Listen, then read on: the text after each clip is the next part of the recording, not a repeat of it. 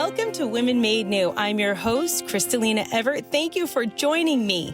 Today we have a special guest, Andrea.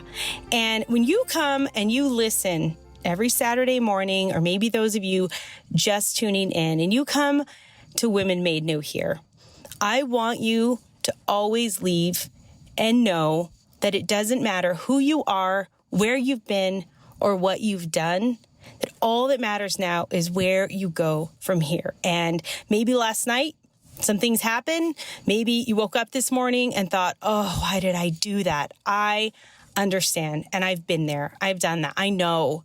But it's never too late to start over. And God's love, His mercy is waiting for you. And you are not too far gone to receive that. And nothing keeps you shackled and chained to your sin except you. And just know that today's Saturday and you can start over. But we're going to get more into that in the show with Andrea. But before we do that, we are going to get some advice from Maria, that it doesn't matter how far you are or what darkness you may be in, but that really Jesus can get you through anything. So without further ado, here she is, and then we will get right to our guest. God bless. Immaculate Heart of Mary, may you triumph in my life. Hello there, Maria, your true beauty coach, here again to share with you a little bit of encouragement this beautiful day. And this encouragement is on suffering. At times we go through such heavy, dark, desolate seasons in our lives, and we think that God may be angry with us, may have abandoned us, may have forgotten us, may be punishing us, and the list goes on in what we may think. But I am here today to remind you of the truth that God will never abandon His own, that God is intimately aware of all that we experience, and that He carries us in the palm of His hands, especially when it's hardest for us to function. And so how will I sum all of this up as to this truth? I would say 3 words, and that is call on Jesus. Call on Jesus. Whenever you are afraid or in desolation or fearful or anxious or stressed or overwhelmed or regretful or feeling guilty or ashamed or sad or lonely or a combination of all of the above, call on Jesus. Call on His holy name. Even if it's hard to pray, call on Jesus. And I truly believe that this is a secret sauce to growing in Godfidence. Calling on the name of the one by whose precious blood we were saved, in whose sacred heart we are nestled, in whose body, blood, soul divinity we are united in the most holy Eucharist. Call on Jesus. He is intimately aware of all that you go through, and may your remembrance of Him make you new again. For more encouragement like this, you may visit beautyunbound.tv to get practical tools for growing in Godfidence. I remain yours truly, Maria. May God bless you.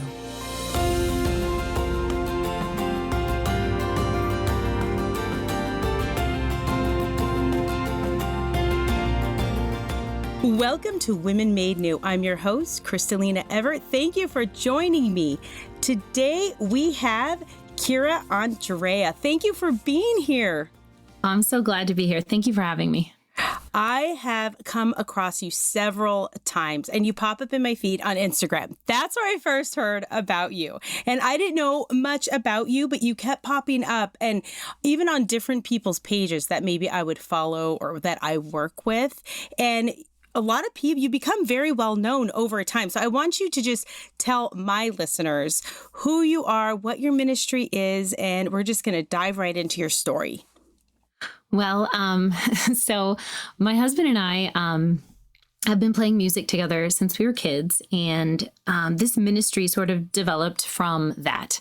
And we never planned on doing music in the Catholic sphere, but that's where we ended up through God's God's grace and God's plan for us, and surrendering to Him that led us to this place. And then we started doing ministry.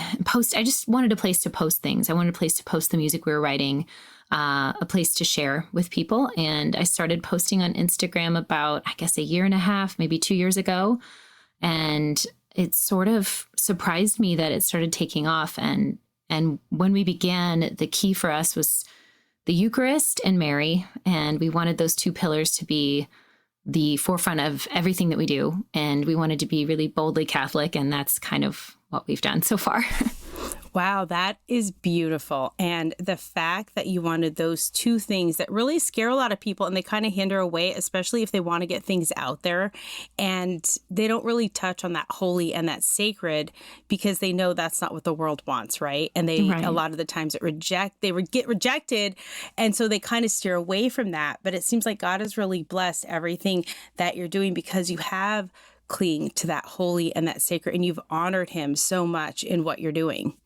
Well, I hope that that's what we're doing. That's our goal. That's what we want to do. And I think it's crazy because we come from the secular side. We come from writing music for years and having songs in film and TV and stuff like that. That was totally secular. And our dream was always to make it big in the music industry and all that. And now, and a lot of that can be very selfish. It can be it's all about me. It's my face. It's my song. It's my thing. And what we like to do now, it's about the face of Jesus, and that's what I want to bring to people. And it's funny because that was the first reel for me that kind of went viral, was just the face of Jesus and talking about the devotion to His face. And it was crazy because I was like looking at this thing go off and I'm like, it's in the millions now. I'm like, this is insane. I'm like, and that's God. That's God taking something. He can do something amazing, with us. He can use us in amazing ways. So that's what I just hope to do. It's interesting. It was the face of Jesus that was almost that launching pad where it's just like, oh my goodness, what is happening right now, right?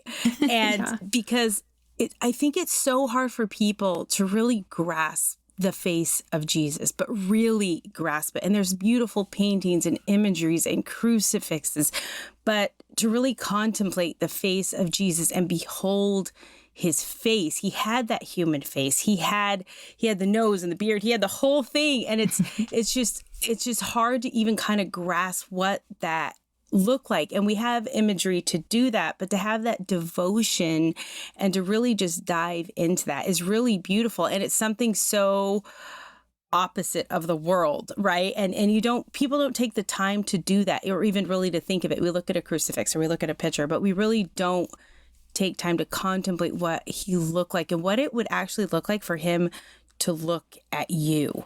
I think I'd be a little like, don't look at me, Yes. I think everybody has that moment of like, oh my gosh, it would be too much. No, thank you.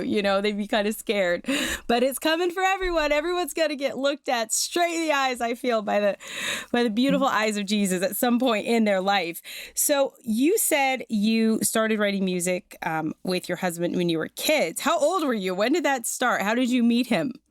So we're both cradle Catholics. We both attended Catholic schools together, I think since almost preschool.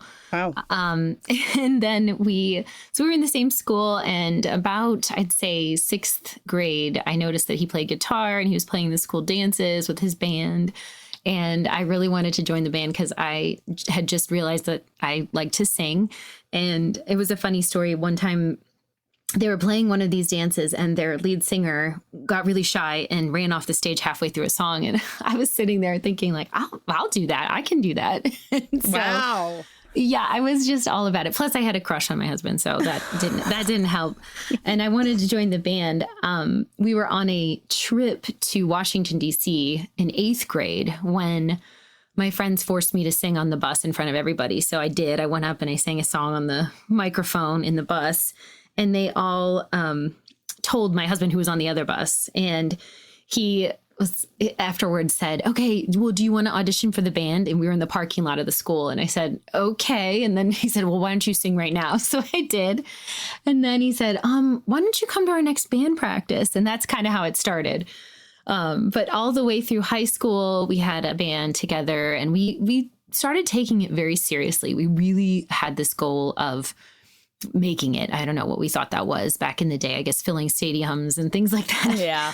But that was where it started. And writing songs was really important to us, too, because we knew you have to write your own songs if you're going to get out there. And quickly that turned into more of a serious thing in college. We kind of he was a kicker on the football team, and he gave that up to focus on music, and he could have kicked in college, but that would have separated us. So we stayed together. Our relationship was then there forming, and then the music sort of was the driving force. And from that point on, in college, we were like the straight A, straight and narrow kind of kids. Like, we were not going to mess around. Everything we did had to be 100%. And, but at that time we had written a song that got attention from major labels. And so we got flown out to LA and the whole 9 yards and the red carpet treatment, and wow. the whining and dining and all that. And at this point, we're 19. That was a lot. And we were not prepared for that, and definitely not really fully living our faith. It was mass every Sunday because our parents made us. Even when we were in school and college, they were like, no, you have to. My parents would come pick me up from school and make me go to mass, which I love, hardcore. Which I now appreciate a lot more than I did back then. And so we went out, we showcased for this label, and we had a deal. It ended up all falling through, but at that point we were all in, and we were like, we're dropping out of school. We're going to do this. We're going to pursue this 100%. So the straight and narrow kiddos who were always, straight A students dropped out of college to pursue music and moved out to LA, and with not enough money to survive for a month out there. And our parents were like, you guys are crazy. But they did support us. They were very supportive regardless. But we moved out to LA, and one of our songs was covered by Ashley Simpson. So that got released on TRL and MTV and all that. Wow. Which was like a whirlwind, but it got us out there with enough to stay for a little bit and record more. Kept recording music. And from there, our first song that we ever wrote that was really more of like a prayer was the first song that kind of took off for us. It was called Courage Is. And it was just like a prayer. I wrote it in my parents' basement. There was like a lightning storm going on and thunder. And it was almost like talking to God and just asking him, like giving him a little bit of reign over my life, a little more control, like handing it over. And so that's kind of where it all started. And from there, I guess we just kept going. We didn't want to give up. Again, I am talking with Andrea here, and she is with Mercy Divine Ministries and Music. And I have a question in regards to how who's your husband now, discerned not to stay a football kicker, because there is a lot of kids discerning their futures right now and discerning where they're going to college. They're going to be going to college already. They've decided they're graduating, and there's a lot of unknowns, and some of them are leaving their boyfriends or girlfriends, or they're discerning that vocation that they're scared to death of. Like there's a lot happening in that age group right now. And how did he discern at that time, and you discern, that he would leave football, that he would come and be with you? Because that was like a very precise road that he chose, right?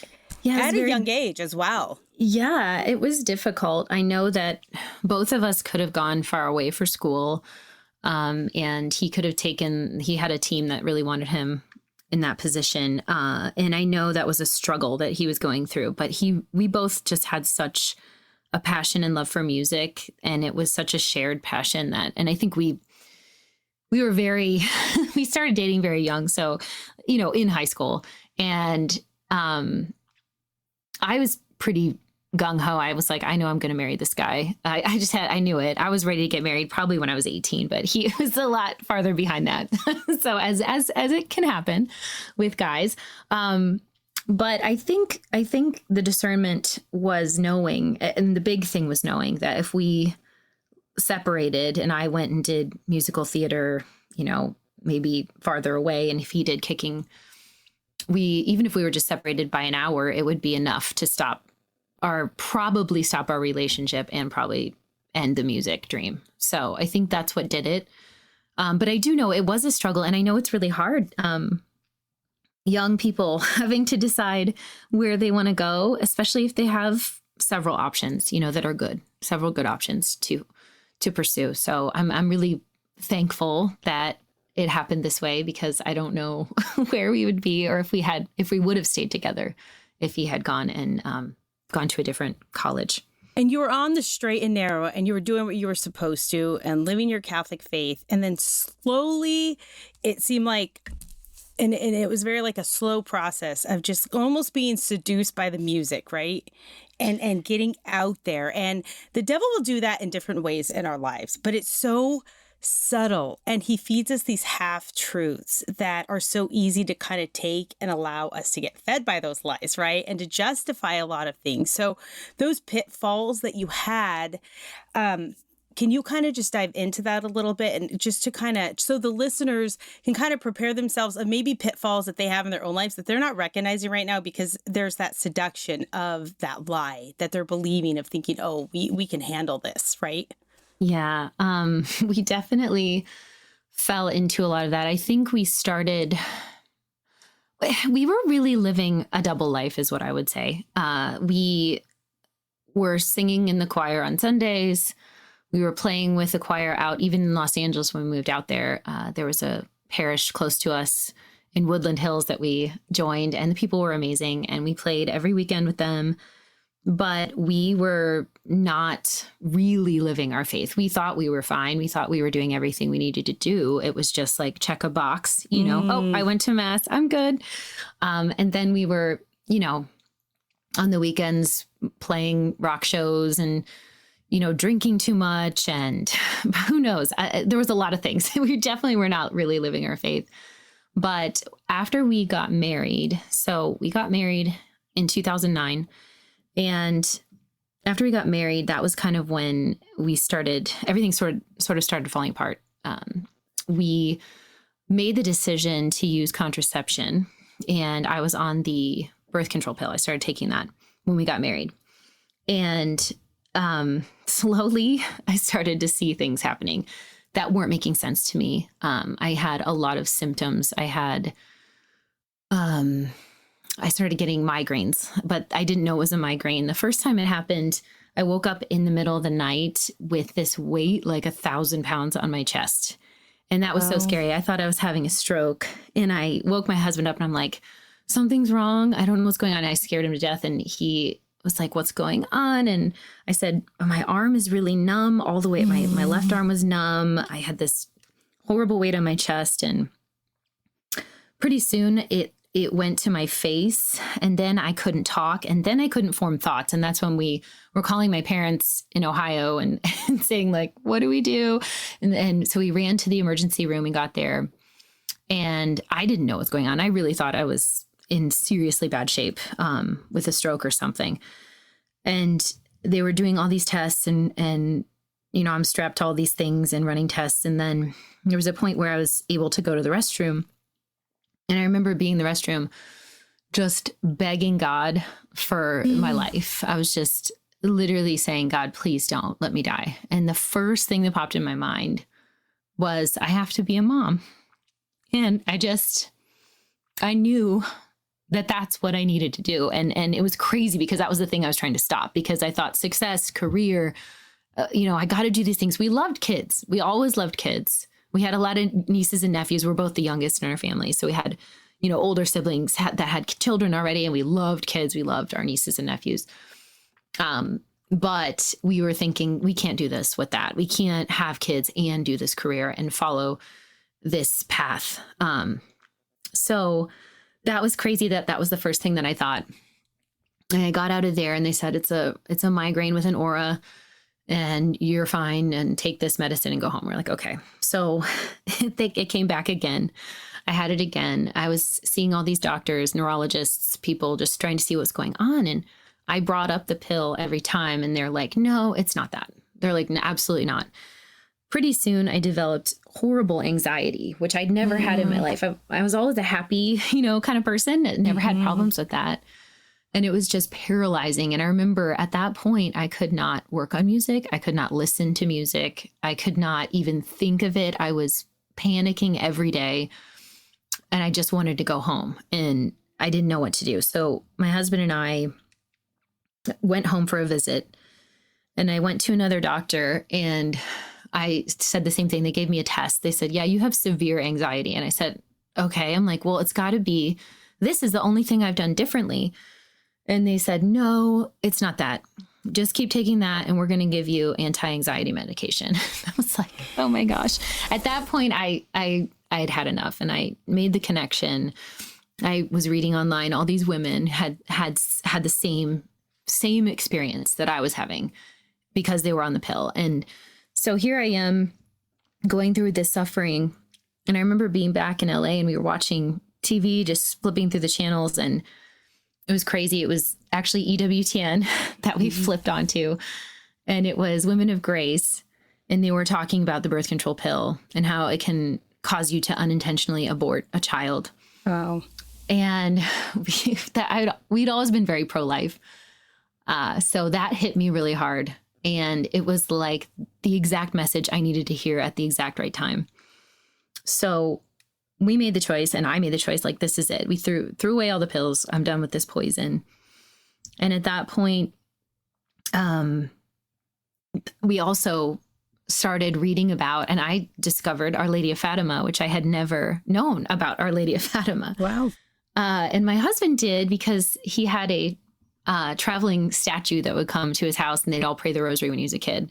And it was Our Lady of Fatima.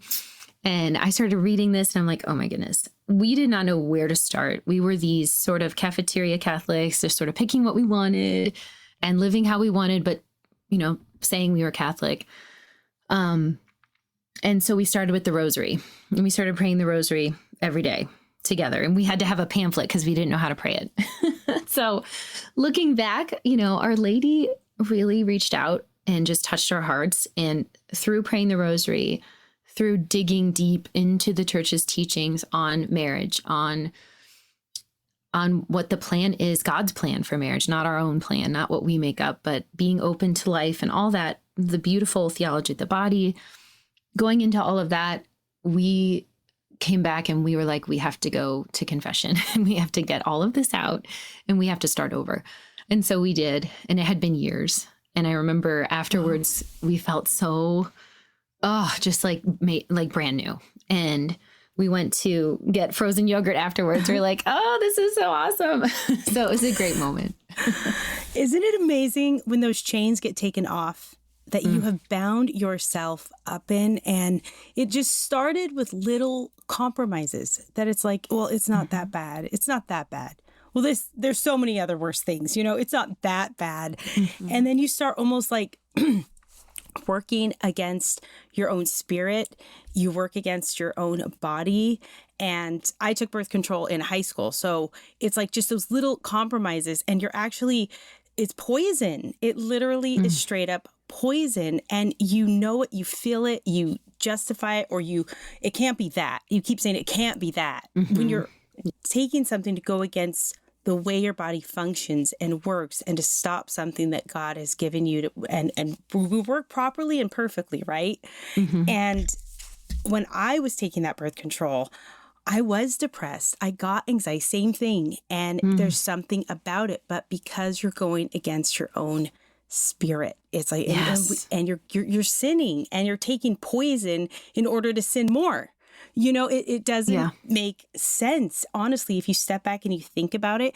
But I understand women are fearful, and there's a desperation there. And how can I handle another one? Or how am I going to do this? And almost like, well, I can do it later, right? That later of I can have children later, first my career, and then I'll settle into that, right? But I've got to like kickstart this. I've got to do this or I'm going to miss out. And you have this fear like you're going to miss out. You're not going to accomplish the things that you want to accomplish. But at the end of the day, if we are right ordered, that it's not about what we want to accomplish. It's what God needs to accomplish through us. Yes. And our mission. And when that becomes distorted and disordered and out of order, your whole life slowly disintegrates and you're just not that same person anymore. And you're not happy because the God-given gifts, wouldn't you say that when you start going against yourself like that, slowly those God-given gifts just dissipate. And just like with your music, you weren't even able to function and do that God-given, unbelievable gift. And the devil wanted to suffocate it, right? And kill it. And it was working. It was working in your life. And that is so scary because look at how you are flourishing and your gifts are just like helping so many people and they're life-giving. That's the beauty. Your music and what you're doing is life-giving to the soul, and it brings people closer to God in that beautiful way that if you didn't kind of just right order yourself and listen when God brought you to your knees, because God brings everybody to their knees and they're not listening. I have experienced it several times. I was so stubborn. It happened to have several times. It happened to me. But at the same time, if you do just do what God asks, it's unbelievable, the mercy and the love. And it's not like you're reprimanded or you're punished or you have to make up or there's all these expectations God puts on you from turning your back on him. And I think people think that, but there isn't. There really is just this love, this mercy that is waiting for them. But I think it's hard for them to maybe believe it because they've gone so far. Yeah, I really feel that because, I feel like that whole rejecting of God that we were doing, like you said, it impacted health, it impacted our marriage. But the thing that really does stick with me is that it was like a physical thing, but it was also my soul, our souls that were affected. You know, that great that choice of rejecting God, that big choice of like, no, I'm going to do this and I'm going to do it my way. And, you know, you can be in my life in these areas, but not this area, you know, and that rejecting of God, like really, it was a soul injury. I don't know how you would say that. Spiritually. Yeah. Yes, spiritually, you were hurting yourself. Absolutely. I've experienced that. So I know exactly what you're talking about. When you're holding so tightly onto something that you know deep down is hurting you, or you know something's off, or you're going against what God is asking you to do.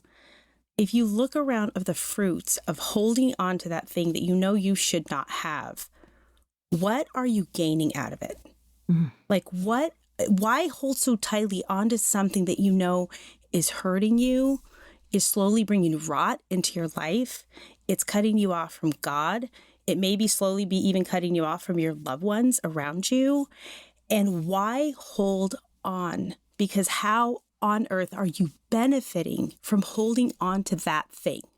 Right? And if you really step back and take a sobering look at that, it changes things. But it's hard to do that because we're in denial and we don't want to own up and kind of embrace, okay, I have done this thing and it is not right. It's not okay.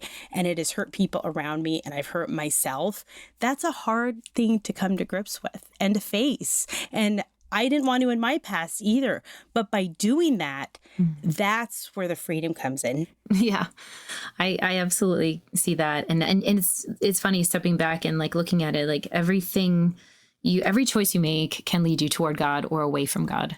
And we, you know, like you said, it starts small and then it grows. And then before you know it, you're in trouble. And I love that Fulton Sheen quote.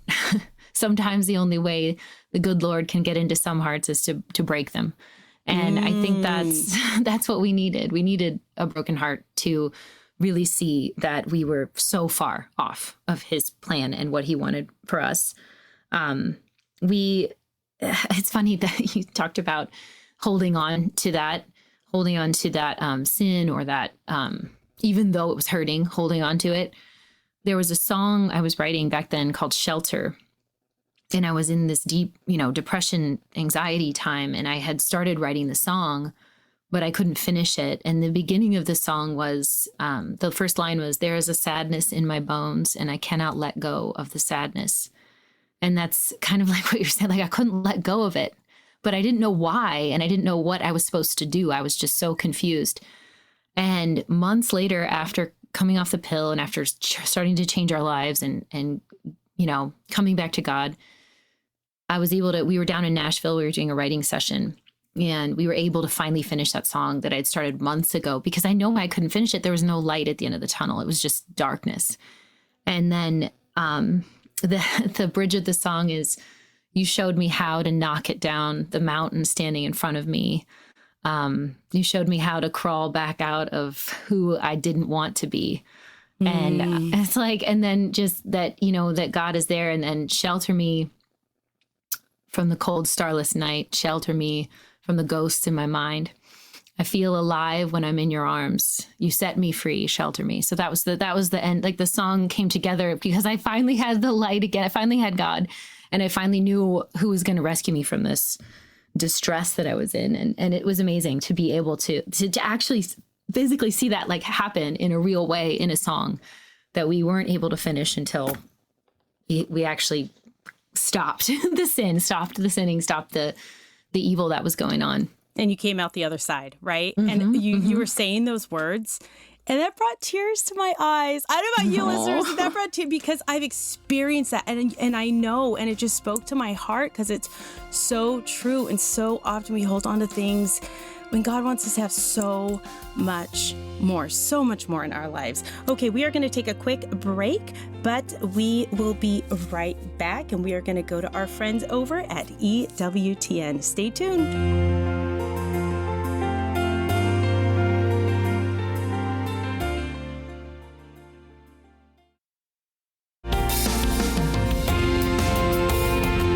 Welcome back to Women Made New. I'm your host, Crystalina Evert. Thank you for joining us. And for those of you just tuning in, I am here with Andrea, and we are talking about Mercy Divine Ministry and music she is from, and just her life story, which is absolutely beautiful. And for those of you just tuning in, can you just give us a quick recap of what we've been talking about and a little bit of your story?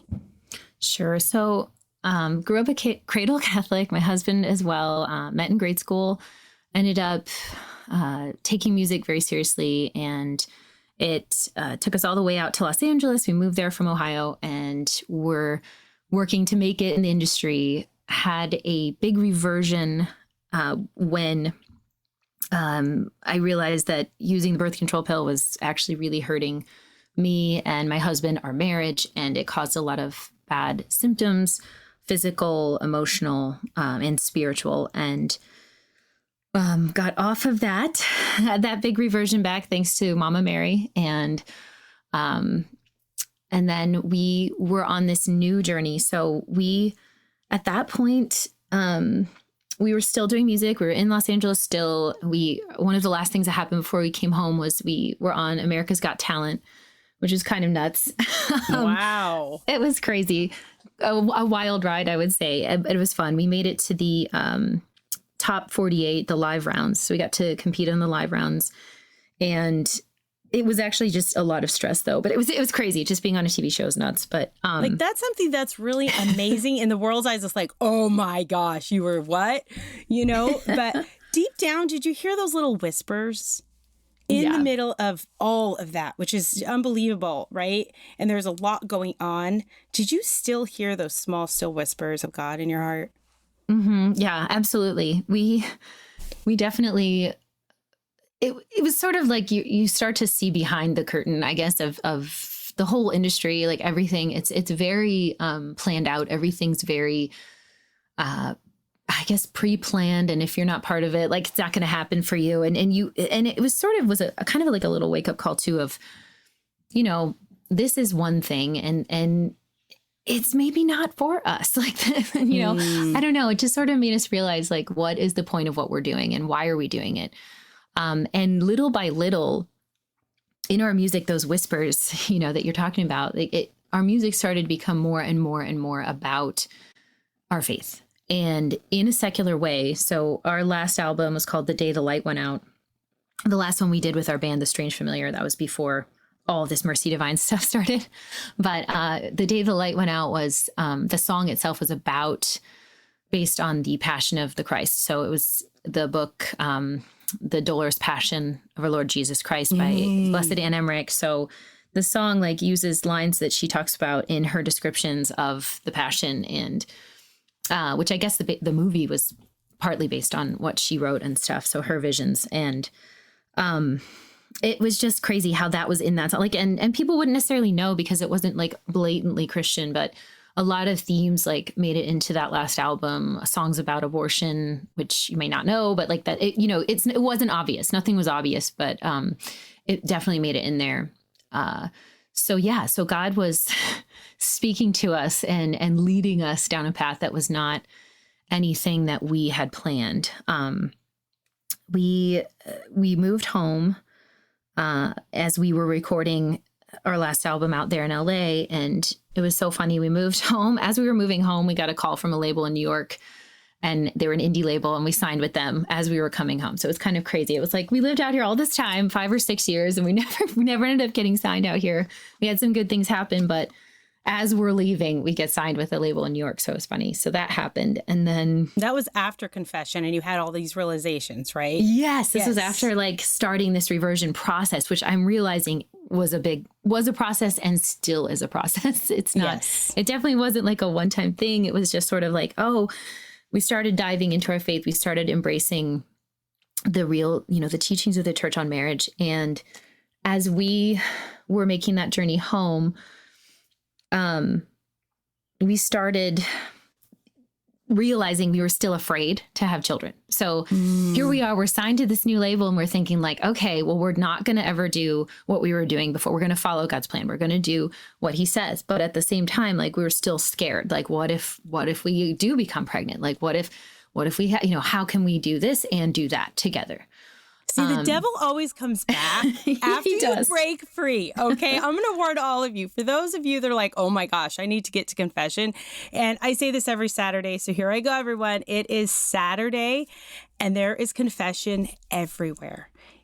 Typically in most Catholic churches around the country, where you can go to confession this afternoon. And I always say there is nothing more important than being right with God. And you can go and you can do that, and his mercy waits for you today. But the warning here is, after you really give yourself over and you don't go and do those half-hearted confessions, we're talking real deal confession here, right? And really embracing what God wants you to do in your life, the devil will come back in such subtle ways and try to pull you back in, because he knows you're still kind of weak. He knows where that chink is in your armor, and he will come directly for that and see if he can get you to slowly fall again, right? Right. Absolutely. Yeah, we started diving in when we came home to our faith even more. Like, so we found a random miraculous medal in my husband's sock drawer or something. And I read about the miraculous medal. And I'm like, we have to wear these. So we started putting those on. So armor was necessary. We were starting to put on some armor. True. And the rosary and the Divine Mercy Chaplet, which we also have a big devotion to Divine Mercy. So that's hence Mercy Divine.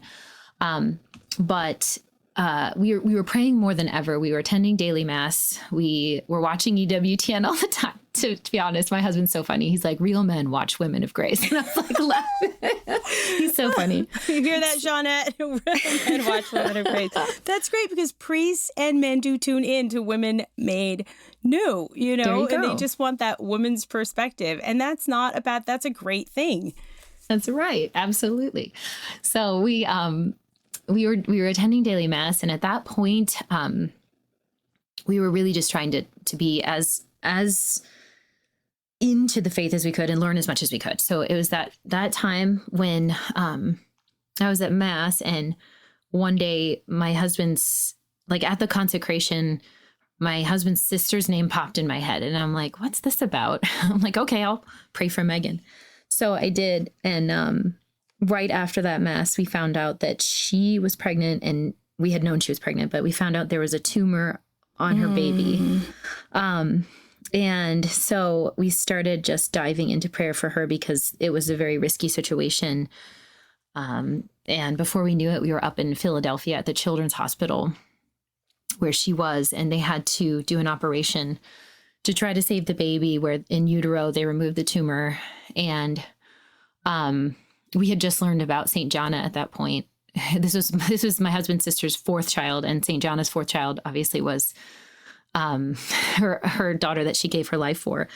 So we were like storming heaven. I mean, I think it was the hardest we've ever prayed in our lives, just for someone else's suffering, like, and just to enter into their suffering was, I don't know. It was definitely like the closest I've ever felt, I think, to God was during those times, because it was adoration all the time. It was rosaries all the time. It was just because we didn't have kids yet. We were, free to do that. And so in Philadelphia, they did the surgery, but the baby had to be delivered at 22 weeks. And we got to meet her, and she just looked perfect. And she was so beautiful. Eva Gianna, they named her. So, and we were there, and we were witnessing them going through this trial by fire, and they, at one point, they were just, so worried for their baby, and they just wanted her to live so bad. And they were looking at us, and we were praying. We even got them to pray the rosary with us. And, there was one point where her husband was like, "So when are you guys going to have kids?" Right in the middle of that, all this suffering. And that's what they're thinking about. He's like, there's nothing better, And so that hit so hard. I realized, like, what are we doing? Why are we afraid of this? Because love is suffering, and true. And to love is to suffer. They go hand in hand. So we prayed so hard. They brought the relic of St. John was brought to the baby. She was baptized by a sister from Immaculate Heart of Mary in Pennsylvania, or not Pennsylvania, I'm sorry. Yeah, Pennsylvania, Philadelphia. And then we are from the parish Immaculate Heart of Mary here in the Falls. So we thought that was a cool coincidence. And so we drove home, and then we were praying so hard and praying the rosary for her. And we were outside. We went to my husband's grandpa's gravesite and his aunt who had passed away years and years ago. And we were praying there, and it started to rain, and we were just crying out to God, just begging for the life of this child. And this double rainbow just appeared, like right above us. And we were like, it just hit so hard. We were like, okay, God is letting us know he's in control of this situation, not us. And you can't control it. It's all in his hands. And the baby ended up passing away, but, they were about a year later, they were blessed with another child. And we believe Ava's in heaven because she's baptized and she's a little baby. And I think that's that beautiful miracle, Yes. They have a saint, in heaven. So, yeah. And it's crazy because after that, for us as well, about a year later, we had our first child, a daughter. And when you found out you were pregnant, were you happy? Were you scared, hesitant? I know I've experienced all emotions. Let's be honest. I have 11. I have experienced every emotion I think you could have by 3 in heaven. But what was that like for you? It was scary. I was scared. I was excited. I was, but it was so funny because the culture makes you you're so inundated in this message of fear of children. And I think it's even more so today, like than back then. And I was just so confused. And I remember driving in the car and hearing, for the first time, "Lord, I Need You" come on the radio. Oh. And I just was bawling because I didn't know how to handle this. How do I be a good mom? How do I do this? How do I balance everything? And I remember I was even afraid to tell my mom that I was pregnant. How silly is that? Like she'd be mad at me or something. I'm like, what? Wow. And she's like, Kira, she's like, that's the best thing in the world. And I'm like, oh, okay. Yeah, you're right. It is. So it took a minute, but we were happy and afraid all at the same time. And we actually wrote a song about it called Rain because our daughter's name is Rain. And we were going to name our baby Rain if it was a boy or a girl. And so we wrote the song, and it's basically like just every emotion and thought that ever went through our minds, wanting to be the best parents we could. And just praying that we could be what God was calling us to be for this child. And she is such a blessing, I have to say. And then all our kids, like we have three, but they're just amazing. I was like, what were we so afraid of? This is the best thing ever, Wow. Doesn't get any better than that. So what does your ministry and just kind of your day in, day out life kind of look like now with your music and what you're doing? So we, when we switched gears and we started playing for Mass, that was the first thing. We were asked to play for a Mass for like a youth Mass in our local parish. And we kind of took a little time off when we had kids. We just said, you know what, let's just be parents. And that wasn't like we failed. It was more like, this is what we want to do. I want to dive into just being a mom right now. It's a season. They're all seasons, right? Yes. And that was the right thing to do. And that's, I'm sure, what God wanted you to do, because there's just this time where you need to be with your kids with no distractions and just embrace and grow in that gift of motherhood that God gives you. Because it's not easy. It's not. But when you do it, God really does bless that and bless that time. And I feel like in that time, your gifts are growing without you even knowing. So if he does call you back to ministry, he does call you back to go to your music as he did, it's so much stronger and fine-tuned because of what you went through and you gave everything to him. Yeah. And we learned that. We learned the surrender that was necessary because when I had my first Rain, everything was fine at first, but then I ended up in the ICU very quickly afterwards. There was I went through an operation basically that resulted in a massive infection. And an abscess, huge abscess so they didn't know if I was going to make it. It was one of those. And I literally went from like totally fine to so sick within like a second, I feel like. Wow. And, so we were there within that moment of suffering. And just, there was one point in the hospital in the ICU where, a priest came in to visit. And we had no answers. We had no idea what was going to happen. He came in and he brought the Eucharist to me. And I will never forget that moment as long as I live. It was like this light came into the room and it was like, this is Jesus and he's here. And I got to receive him. And there was this peace after that. Like we didn't know if I was going to make it or not, but there was that surrender, that peace, that whatever it is in God's hands, that moment. And, shortly after that, they were able to find the right antibiotic and I was able to heal very slowly. It took a long time, but I just wanted to be with my baby and I just wanted to be home and with my family. And God put us through that for whatever reason, but it definitely showed us that we needed to just trust him, surrender everything to him, like you said, and just be so grateful for the gift of life and the ability to be there for our children and to have children. And so I guess, sorry, this is not answering your question at all, but no, it's beautiful. It's fine. Our ministry really developed out of all of that and that surrender, that allowing like God to take the wheel, I guess.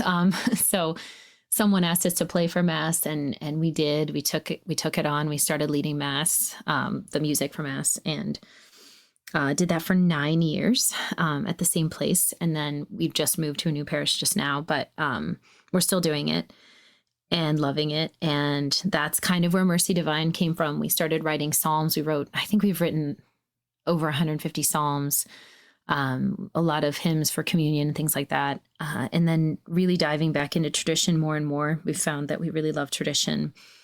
And so, yeah, that's where it kind of came from. And then just seeing it flourish in a way online in the social media world where like I never expected that to happen. It was definitely not even a plan. It was just, let me put this somewhere, and let me do something with this. And then it just goes to show that, God's hand in something can really change everything. So, we just feel really blessed. Our first CD, our first EP was dedicated to Mary, consecrated to Mary. And it's all songs for Mary, like I set the Memorare to music and the Hail Holy Queen. And I just wanted to honor Our Lady because I know that without Our Lady, I don't know where we would be. So that's where it all started. Our CD is called The Queen Stands. because I love this. I learned this from, I heard this talk from Father Ripperger. He was saying that Our Lady's moment of greatest, what was it? Glory. I think, was it glory? Oh my gosh, now I'm messing it up. Oh my goodness. That's okay. I do it too all the time, and I'm on radio, so you don't have to worry about it at all. You kind of go blank. It's fine. Where can people find, if they want to listen to your music and know more about your ministry and everything that you're doing, where can they find you? Okay, so you guys can find me on Instagram. Our page is Mercy Divine Music. Everything's Mercy Divine Music at Mercy Divine Music. So Instagram, YouTube, Facebook, TikTok, we're on all those. So, and then we have a website, mercydivinemusic.com. So pretty beautiful. Easy. And if there is one thing that you could say to people out there that may be struggling or having a hard time or kind of are on the other side of where you were at, what would you say to them? What advice could you give them? I would say that if you can leave the door of your heart open just a little bit, God will do the rest. If you have your heart open just a little bit, He will break that door wide open, and He will show you His love and mercy, and He will bring you to Him. And I think if you can also, at the same time, just embrace Our Lady. She's not going to let you falter. She's going to bring you to Jesus every time. Beautiful. That is beautiful. Well, thank you for being here. God bless you and everything that you do, and know of our prayers. Oh, thank you so much.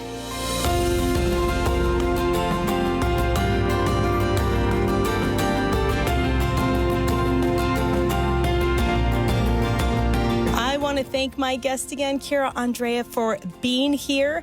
And I wanted to close today's show a bit differently and get a taste of her beautiful voice and her music. So we are going to actually close today's show with a prayer of her singing the Memorare. Have a great weekend, everyone. God bless.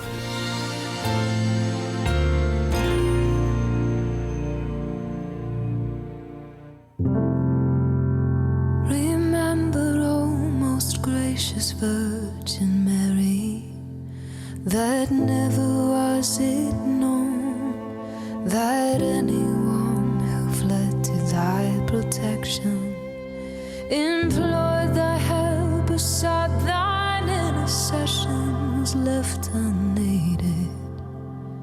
Inspired by this confidence, I fly to thee, O Virgin of Virgins, my mother, to thee do I come.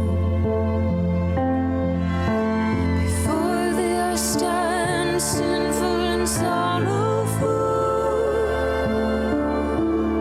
O Mother of the Word incarnate, despise not my petitions.